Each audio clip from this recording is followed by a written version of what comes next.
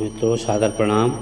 आज हम श्रीमद् भगवद गीता के अध्याय 3 के तीसरे सोपान के बारे में श्रवण और मनन करेंगे, जिसमें श्री कृष्ण भगवान अर्जुन को बार बार कर्म करने के लिए कह रहे हैं और कर्म की महत्ता समझा रहे हैं। यस्त्वात्मरतिरेव स्यादात्मतृपश्च मानवः आत्मनेव च संतुष्टस्तस्य कार्य न विद्यते। परंतु कह रहे हैं, जो मनुष्य आत्मा में ही रमण करने वाला है, आत्मा में ही संतुष्ट रहने वाला है, आत्मा में ही तृप्त रहने वाला है, वह व्यक्ति के लिए कर्तव्य नहीं है। उस व्यक्ति के लिए कर्तव्य कर्म करना जरूरी नहीं है जो अपनी ही आत्मा में संतुष्ट रहता है। नैव तस्य कृतेनार्थो न कर्तेन कश्चन न चास्य सर्वभूतेषु कश्चित् अर्थ विवाश्रय। उस महापुरुष का इस विश्व में न तो कर्म करने से कोई प्रयोजन रहता है और न कर्मों के करने से कोई प्रयोजन रहता है। वह कर्म करे या न करे, जो व्यक्ति केवल आत्मा में ही रमण करता है तथा संपूर्ण प्राणियों में भी इसका किंचन मात्र भी स्वार्थ का संबंध नहीं रहता है, वह व्यक्ति कर्मों से मुक्त रहता है। तस्माद् शक्त सततम कार्यम कर्म समाचर असक्तो ह्याचन कर्म प्रवाप्नोति पुरुषः। इसलिए तू निरंतर आसक्ति से रहित होकर सदा कर्तव्य कर्मों को भली भांति करता रह, क्योंकि आसक्ति से रहित होकर कर्म करता हुआ मनुष्य परमात्मा को प्राप्त हो जाता है। कर्मणे हि संसिद्ध्यर्थ मां स्थितः जनकादय लोक संग्रहमेवापि संपश्यन कर्तुमर्हसि। जनकादि ज्ञानी जन भी आसक्ति रहित कर्म द्वारा ही परम सिद्धि को प्राप्त हुए थे। इसलिए तथा लोक संग्रह को देखते हुए भी तू कर्म करने के योग्य है, अर्थात हे अर्जुन, तुझे कर्म करना ही उचित है। यददाचरति श्रेष्ठश्च देवतरो जनः स यत्प्रमाणं कुरुते लोकस्तदनुवर्तते।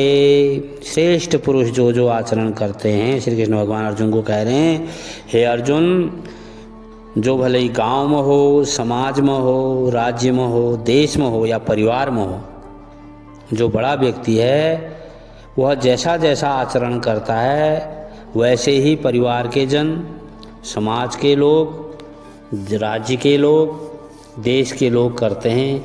यह आज के परिवेश में इसका यह अर्थ होगा। और ऐसे श्री कृष्ण भगवान ने क्या कहा है, श्रेष्ठ पुरुष जो आचरण करता है अन्य पुरुष भी वैसा ही आचरण करते हैं। वह जो कुछ प्रमाण कर देता है समस्त मनुष्य समुदाय उसी के अनुसार बतने लग जाते हैं, अर्थात करने लग जाते हैं। जैसे परिवार का बड़ा सदस्य अगर कोई अच्छा कार्य कर रहा है तो परिवार के बच्चे भी उसी के अनुसार संस्कारित होते हैं और शिक्षा प्राप्त करते हैं और अच्छे परिवार के सदस्य बनते हैं, अच्छे गांव के सदस्य बनते हैं, अच्छे देश के नागरिक बनते हैं। तो इसलिए हे अर्जुन, तुम श्रेष्ठ पुरुषों की गिनती में आते हो, तुम्हें अच्छा आचरण करना चाहिए, तुम्हें अपने कर्तव्य कर्म का निर्वाह करना चाहिए और जो कि अन्याय के प्रति आपको खड़ा होना है और यही अन्याय को समाप्त करने के लिए आपको कर्तव्य कर्म करना चाहिए। न मे पार्थास्ति कर्तव्यम त्रिश्लोकेषु किंचन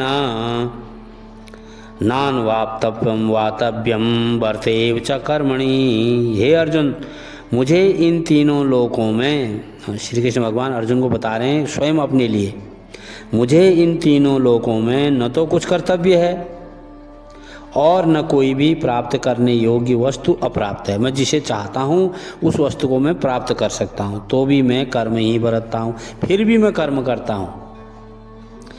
यदि हम न वर्तेयम जातु कर्म इंद्रिता वम वर्तावनुवर्तन्ते मनुष्या पार्थ सर्वशः।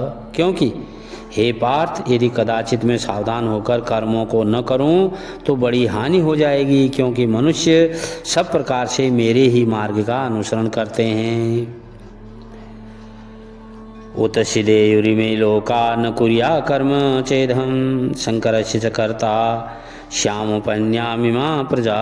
इसलिए यदि मैं कर्म न करूं तो ये सब मनुष्य नष्ट भ्रष्ट हो जाएं और मैं शंकरता का करने वाला हूँ तथा इस समस्त प्रजा को नष्ट करने वाला बन जाऊंगा। इसलिए मैं सारे कर्म मनुष्य की भांति, एक श्रेष्ठ मनुष्य की भांति करता हूँ, ऐसा अर्जुन को श्री कृष्ण भगवान कह रहे हैं।